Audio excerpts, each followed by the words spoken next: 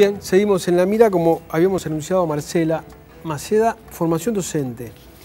Formación docente, si pasáramos raya y viéramos cuáles son los aspectos que el gobierno prepara para los próximos años en materia educativa, para los que prepara cambios, sin duda la formación docente va a ser una de las áreas que más va a estar modificándose a futuro. Pero también es una de las áreas de las cuales menos se discute. Discutimos de los salarios de nuestros docentes, de las condiciones de trabajo, de las condiciones edilicias de los centros educativos, pero poco se habla, incluso también desde los gremios, no tanto desde el gobierno, sobre qué tan preparados están nuestros docentes, cómo salen preparados de formación docente y cuáles son los cambios necesarios en un área que va variando tanto como es la educación. Y lo cierto es que la Ley General de Educación de 2008 ya planteaba la formación de lo que Mujica llamó la Universidad de la Educación, ¿no? Un instituto universitario orientado a la formación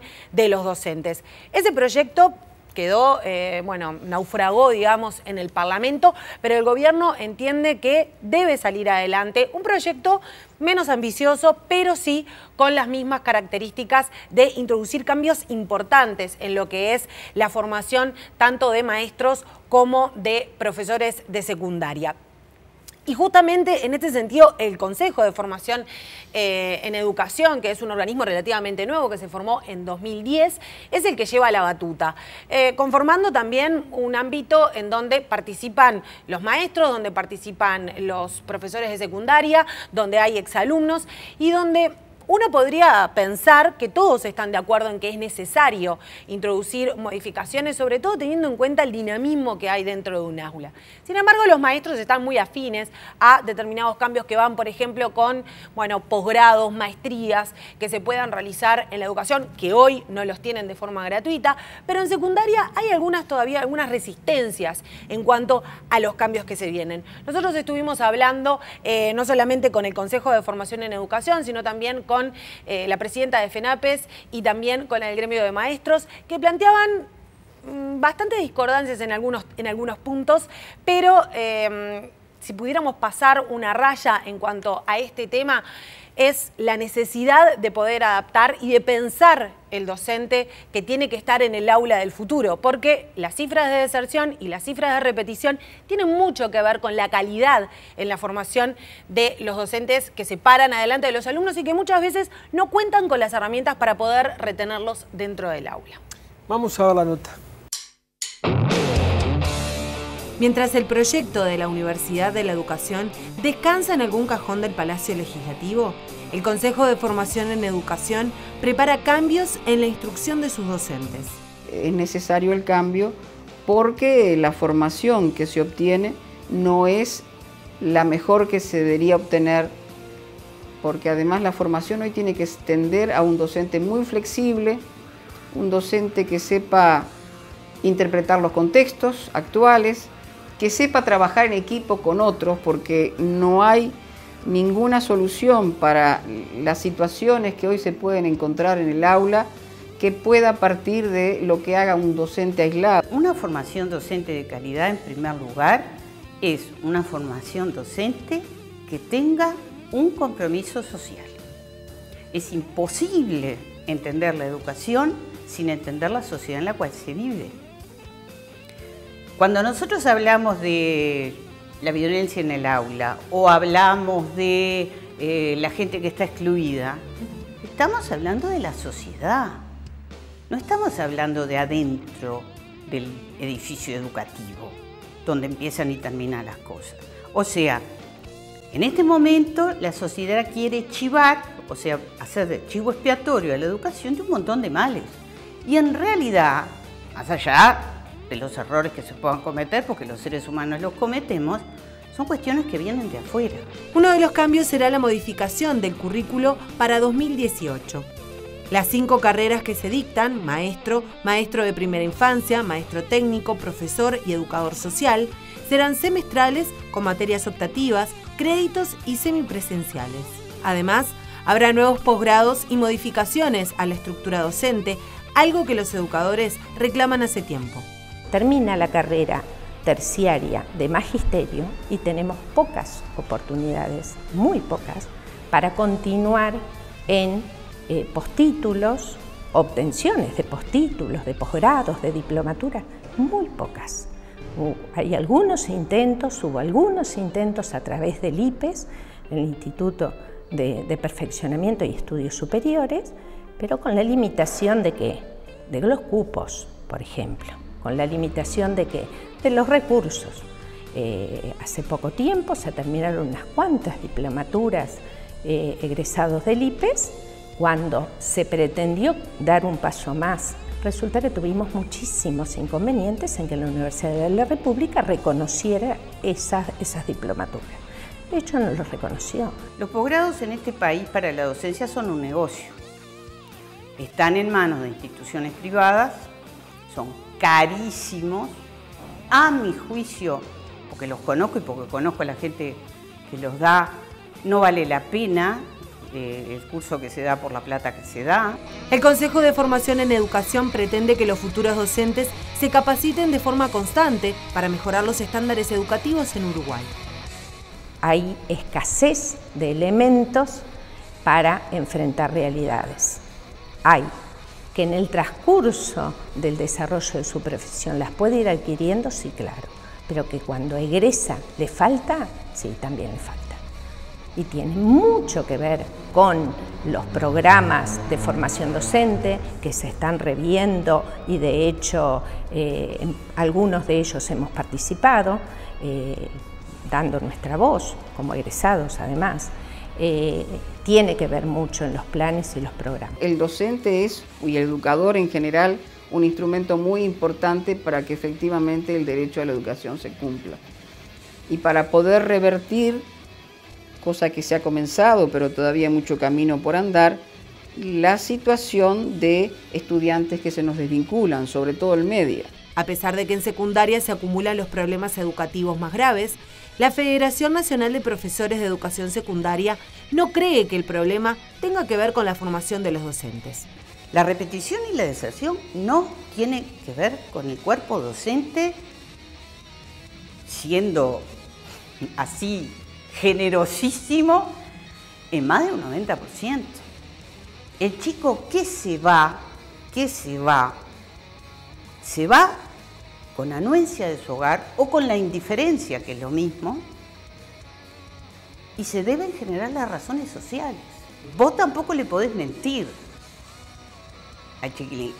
Le va a ir mejor, probablemente, va a ser más libre, teniendo más conocimientos, indudablemente. Ahora, decirle que puede llegar a ser igual a otro que es muy distinto. Según datos del Consejo, la docencia es en muchos casos la tercera opción de estudiantes que intentaron con otras carreras sin éxito. Además, en el interior del país, el nivel socioeconómico de los futuros profesores y maestros presenta dificultades.